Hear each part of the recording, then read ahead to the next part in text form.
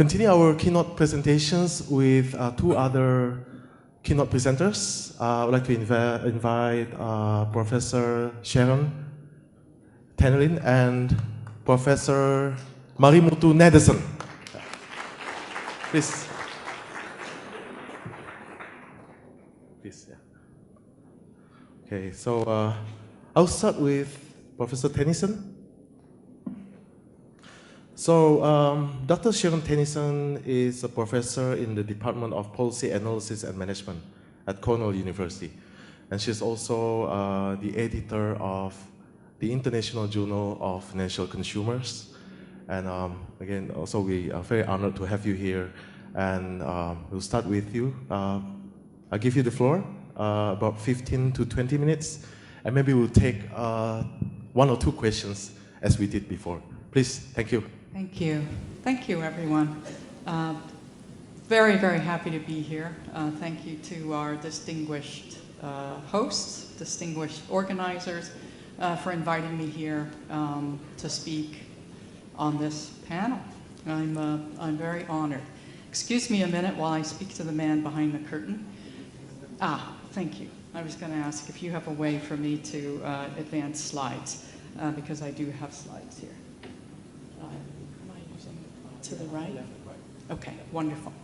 As incoming editor of the journal, I am going to speak on research today. And I hope to inspire those of you who are doing policy research on financial consumers and financial regulation to continue doing that. And given we have so many students here today, maybe I will inspire some of you to do such research in the future. So I've called my talk Linking Academic Research with Public Policy. Let's keep trying, because this is not a perfect science, and certainly there's not a perfect link. I noticed that the next speaker is going to talk about the future, the way forward. My talk is, as a consequence, going to focus a little bit more on history. What am I supposed to point at, though? We've got it. I have to point it at him. Apparently. Before I continue with talking about the importance of policy research, I do want to take this opportunity to congratulate the outgoing editor of the International Review of Financial Consumers for a job well done. And to introduce the journal to those of you who may not be familiar with it yet. So this is a journal that was established in 2016 by IAFICO. You guys are saying it that a way that I don't usually do. It's a peer-reviewed academic journal publishing studies related to financial consumers, focusing on a variety of important topics. And my favorite part is the last here at the bottom. Its research seeks to maintain an efficient and equitable financial market. That's what warms my heart in terms of the mission and the vision of the journal. In its short time in operation, it has achieved many accomplishments. The inaugural editors, in particular Professor Man Cho of the KDI School of Public Policy and Management in Korea. Professor Cho is here. Here you are. Please stand up, everyone. Please give him a round of applause. This is a very difficult job. This is a very difficult job. My job, by contrast, is going to be much easier, taking over from Professor Cho, having gotten the journal off to such a great start. We have an international editorial board representing countries in Asia, Europe, and North America. The journal has been published consecutively twice a year since October 2016. 6 issues of the journal have been published, with 25 articles published so far. The research aims of the journal have been successfully met during the 6 issues that Professor Cho has overseen, has successfully promoted international research, authors from around the globe on topics relevant to many countries in the international arena. has successfully promoted its aim of fostering interdisciplinarity. It has published lab experiments, research on large data sets, research doing surveys, interviews, legal analysis. It has also published a number of conceptual articles that use economic, legal, and regulatory frameworks to inform their discussion. The research has focused on highly relevant, important current issues, including consumer financial protection, regulatory reforms, financial services, financial service quality, fintech and financial innovations, consumer financial capability and financial education, consumer behavior in financial markets, and financial markets and economic development. These are all topics that we've already heard about this morning and are very important for financial consumers and financial consumer protection. Now the task to me. I have been tasked with taking over from Professor Cho and helping to broaden the scope and impact of IRFC. The board of directors of IAFICO has voted that we should apply for Scopus indexing for the journal. We are actually in very good shape to make that application. Most of the preparatory requirements have been accomplished already in previous years. I have been working with an assistant over the past few months to do a small amount of polishing, which we're nearing completion of in preparation for that application in the fall. This is one way that will really help us to increase the impact and profile of the journal. The second thing that I would like to do, because I think we're ready to do it, is that in addition to promoting publication of research that's presented at the annual global forums, which is one of the missions of the journal, which has been very successful in doing, I would also like to introduce targeted topics for special issues to be advertised periodically over the coming years. We already in this conference have some papers that look like they could form the basis for special issues in the future, and I will be reaching out to authors at this conference and at other conferences I attend to try to target some issues of importance for future special issues of the journal. So in terms of the history, this is the history lesson which I'm hoping will inspire everyone to keep doing research or to start doing research. The big question is, does policy research of any kind, but particularly policy research on financial consumers, matter in any practical sense? Edward Rubin, perhaps not so famous here, famous legal scholar in the US, has a lot of experience in the federal government and is currently dean of the Vanderbilt Law School, famously said probably 30 years ago, when I was still a student, that legislators don't pay attention to research, right? So this quote here says, the legislators are aggressive in their debate, picking on witnesses, grandstanding, really not caring much at all about the empirical data. I put this up here because if you follow any legislative debates in the current time frame, this is pretty much what you will see. And I want you to know that although we complain about the state of things and assume that everything that's wrong is new, this is not new. So from 30 years ago, this was the complaint from academics, that legislators don't focus on the academic research. But we have some highlights, some bright ways for thinking about it. When I was a student, I was very concerned and disappointed in a very naive way when I sat in on my first course on the economics of regulation and realized that the professors were pretty much working independently of regulators to produce research, and much of that research was retrospective in nature, looking back on regulations that have been passed previously. And I was so disappointed. What is the point of doing this? This is what I want to study? It seemed an important issue to me at the time, but I can tell you from my perspective now, that was overly pessimistic and somewhat naive. Michael Greenstone, another famous person in the US among academics, former chief economist of the US Council of Economic Advisors, also famously pointed out that there is an importance in retrospective analysis. Legislators pass legislation looking forward with some predictions about what that legislation is going to accomplish. Researchers have an important role to look backwards and say, what was actually accomplished? How do we evaluate what we achieved through this piece of legislation or this regulatory rule? So research is retrospective evaluation, and that is very, very important in terms of informing the future. Maybe not for that particular piece of legislation or rule, but for the design of future rules and legislative bills.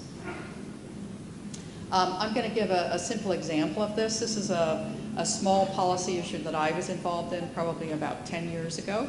Much of my research has been on consumer protection in insurance markets.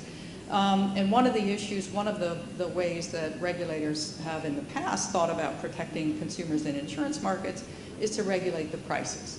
So everybody pays a reasonable price, everybody pays a low price, irrespective of whether they're bringing a high risk into the system or a low risk into the system.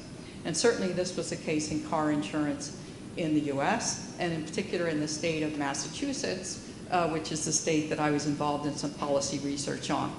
What happened in that state is regulators were so concerned about protecting consumers that they regulated the market out of existence. All consumers paid a low price, all consumers were guaranteed insurance, all consumers were guaranteed renewal of that insurance, and the private market basically couldn't function. Insurance companies said, this is not a market that we can make money in, and they packed up and they left.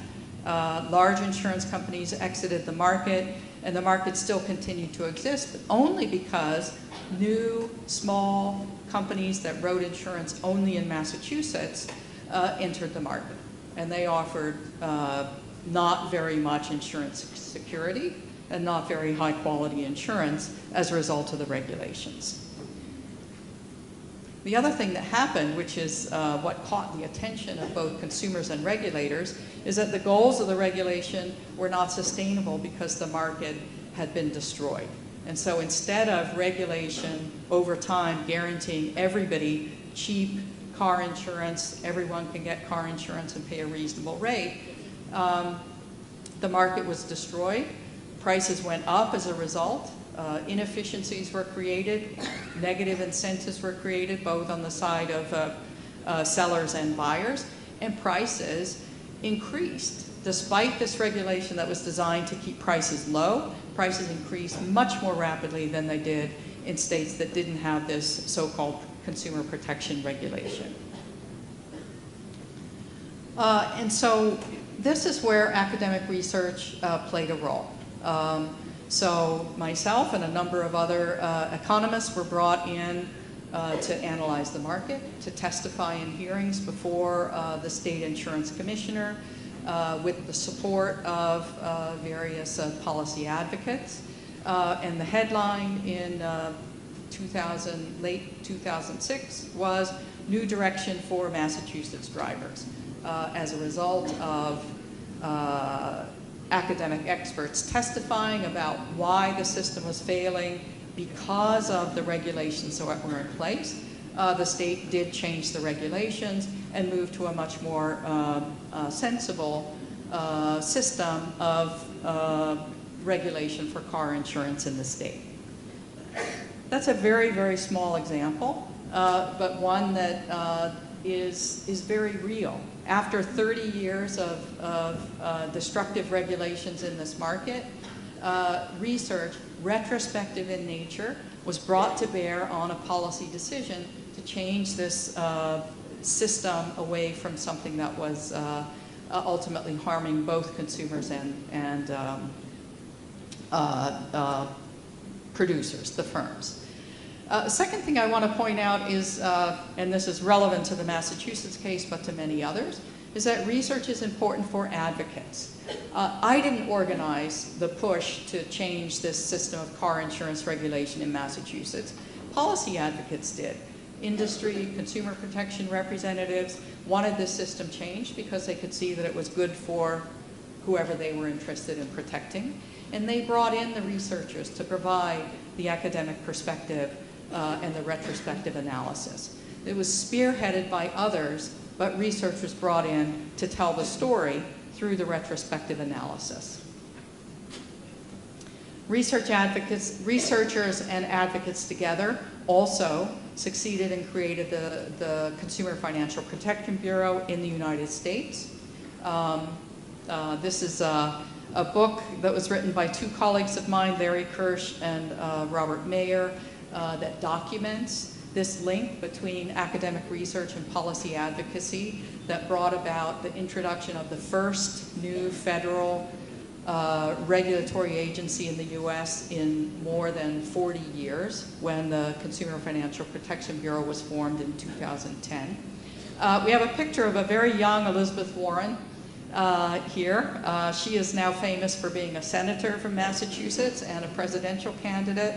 But she is near and dear to many academic researchers because she started her career as an academic researcher and was one who did a lot of research that was influential to policy advocates who successfully got legislation in place to found the Consumer Financial Protection Bureau.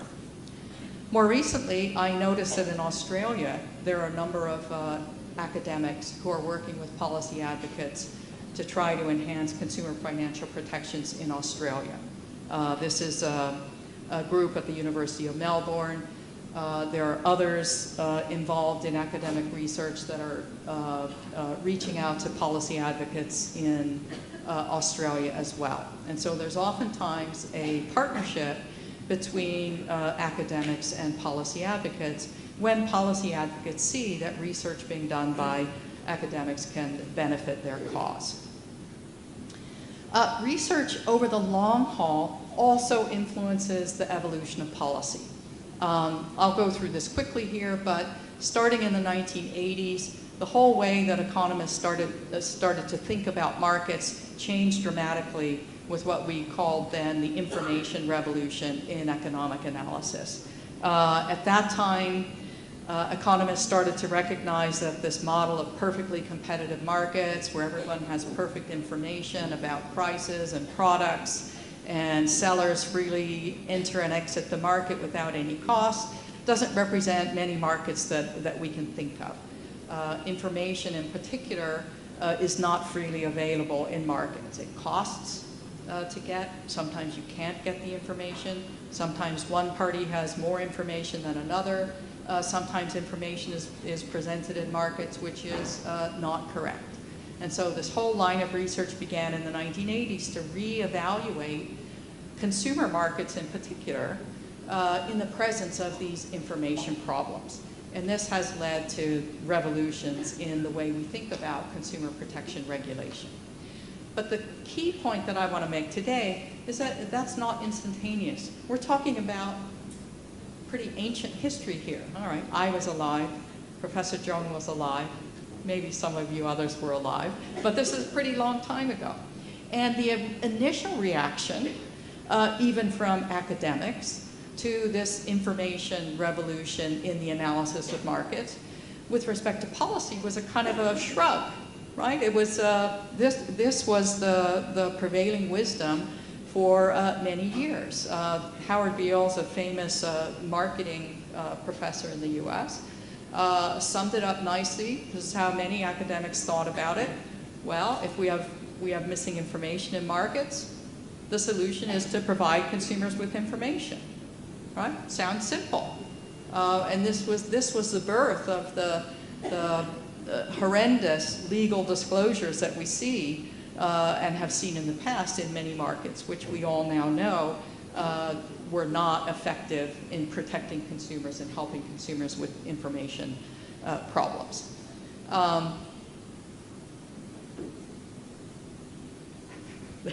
There is more here. And this is because one thing that was quickly recognized is that there are cognitive limitations. Information is a lot. There's lots of different forms of information. How can the human brain necessarily make sense of information? And so the next way of thinking about the information problem is to simplify this, right? So a decade and a half later, Gillian Hadfield, another prominent legal scholar of regulation in the US, says, you know, we've got to simplify disclosures or consumers are not going to be able to make any sense of them. And so we move to things like this. This happens to be a restaurant hygiene score, but we see similar things for financial products. They're rated, grade A, 5 stars, 4 stars, gold, silver, bronze, right? These are actually pretty effective for consumers to help with consumer choices, as long as the choices are reasonably simple. The other problems that we see of information are not just consumer limitations, but consumer psychology. We don't recognize that we're biased in the way we think about information or that we're missing information. Unfortunately, firms do recognize that, right? There are decades of marketing studies of the consumer brain, psychology studies of the consumer brain that companies use to figure out how to provide information to consumers in a way that advantages them, not necessarily the consumer. And so we have to have regulators aware of this as well. And increasingly, we see regulators involved in designing disclosure of information, taking into account research on consumer behavior and perceptions. This example I'm showing here is, again, not a financial labeling example, but one from nutrition, but tells a very important story. The first panel is what voluntary nutrition labels look like in the US. The second panel is what a mandatory nutrition label looks like in the UK. And you can see big differences in the presentation of information, the clarity of information, the emphasis of information, using a stoplight system, for example, in the mandated label. There are subtle but important differences in disclosures that firms will develop on their own versus what regulators might mandate to advantage consumers. What we've also discovered, though, is that nudges, disclosures, even simplified for consumers, are oftentimes ineffective when the policy problem or the decision is complex. And unfortunately, this is a case in many consumer financial services. What I'm showing on the slide here is a credit card billing disclosure that was put out in the US 6 or 7 years ago. And the design of this disclosure is trying to suggest to consumers a recommended amount that they would pay each month on their credit card bill. And this was supposed to nudge consumers to pay more than they would otherwise do.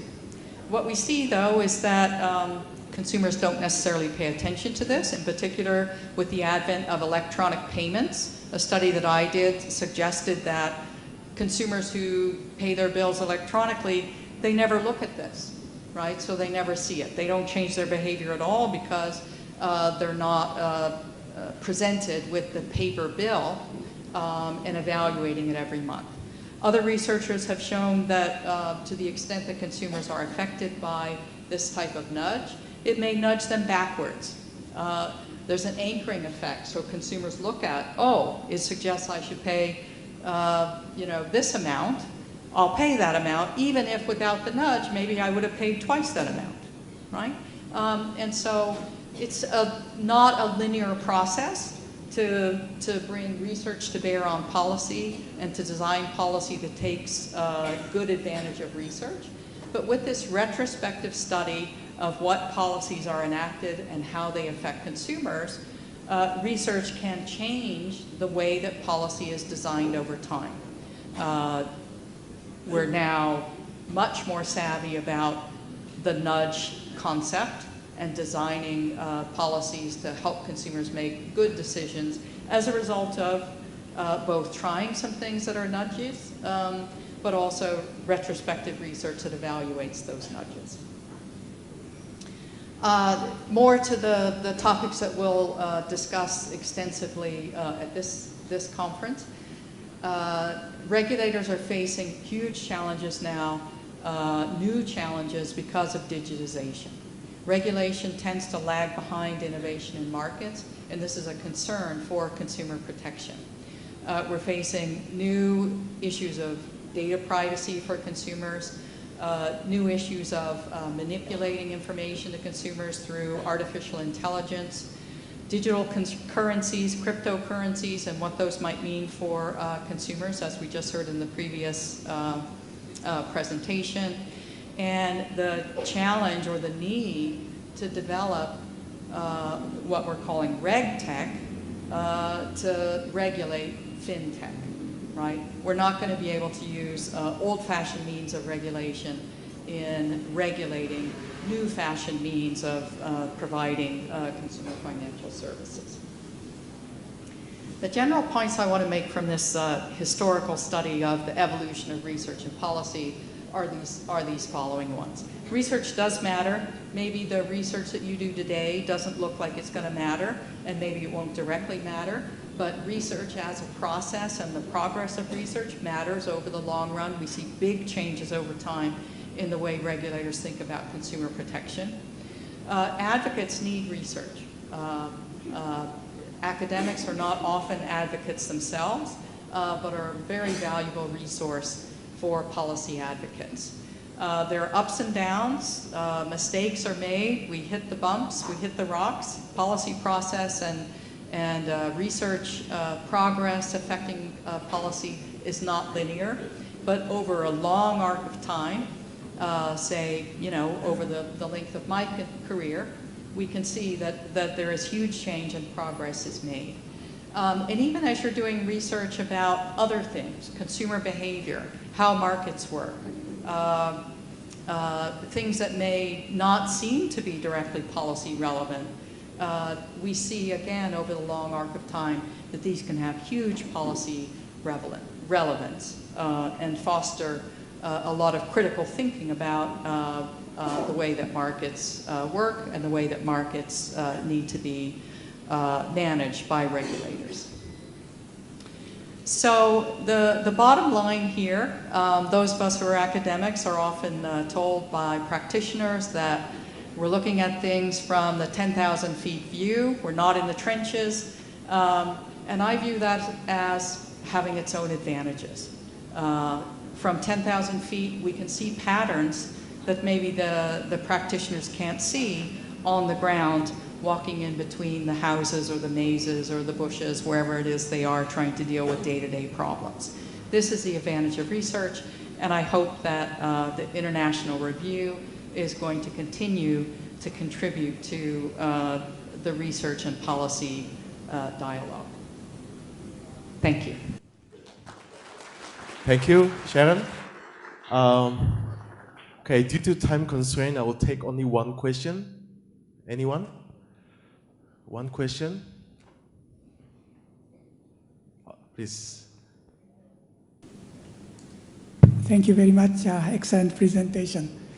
Many academics in economics are interested in first look at literature review, what kind of research has been done, and not so much research concentrated on evidence, what is going on.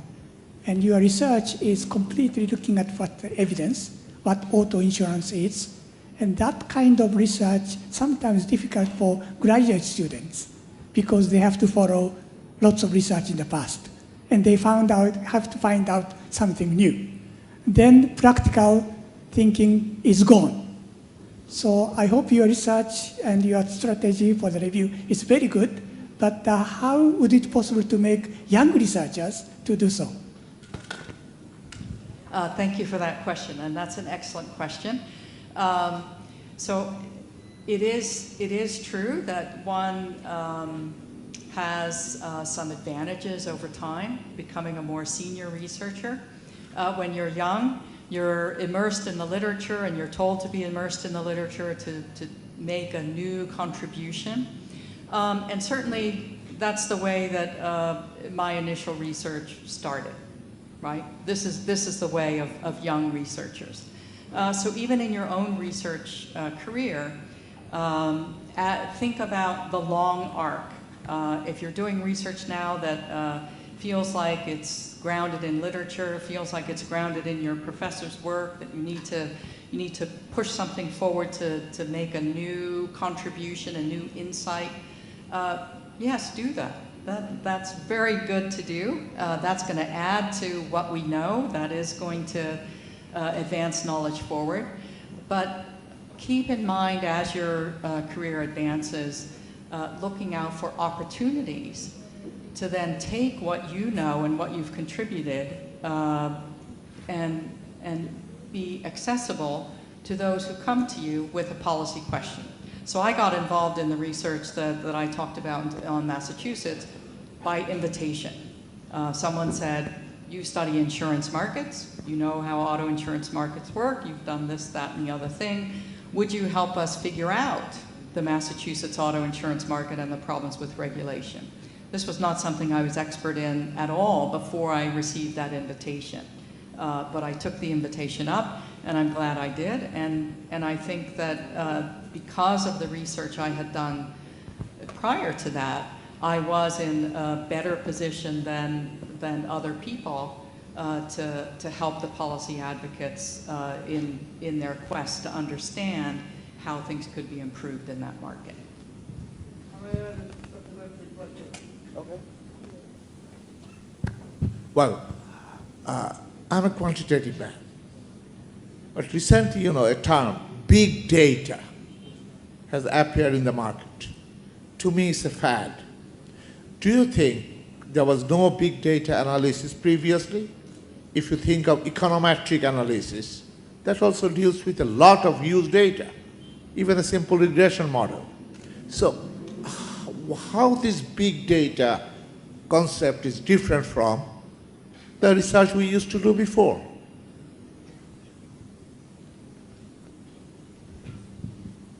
I'm not sure I understand the question. Big data is a concern now. How does that? Was it there before or not? So big data has some big advantages in the sense that we can see a lot of predictive behavior about how individuals will act in a particular circumstance. The difficulty that regulators have in making use of big data is the magnitude of the data and trying to synthesize this to come up with approaches that are going to affect actions on the margin or actions in the average. My question is it something new or it was there? Even historically, it was always there. We are just giving a new name to it. I have two ways of thinking about that. Big data is new in the sense that it can be accessed and analyzed much more easily than in the past. But yes, it's not new in its existence, right? It's just an advance of the analytical capabilities. So many years ago, before my time even, if you wanted to run a multiple regression, you had to do a lot of work, paper and pencil and inverting matrices and so forth, right? Then we have computer technology. You could sort of put all of that on a card and send it through a big computer. Now you have very simple ways of doing that in a snap, right? The issue with big data is not so much the data, but the capacity to analyze it because of advances in technology, right? Thank you. One more time, we give applause to Professor Sharon Tennyson.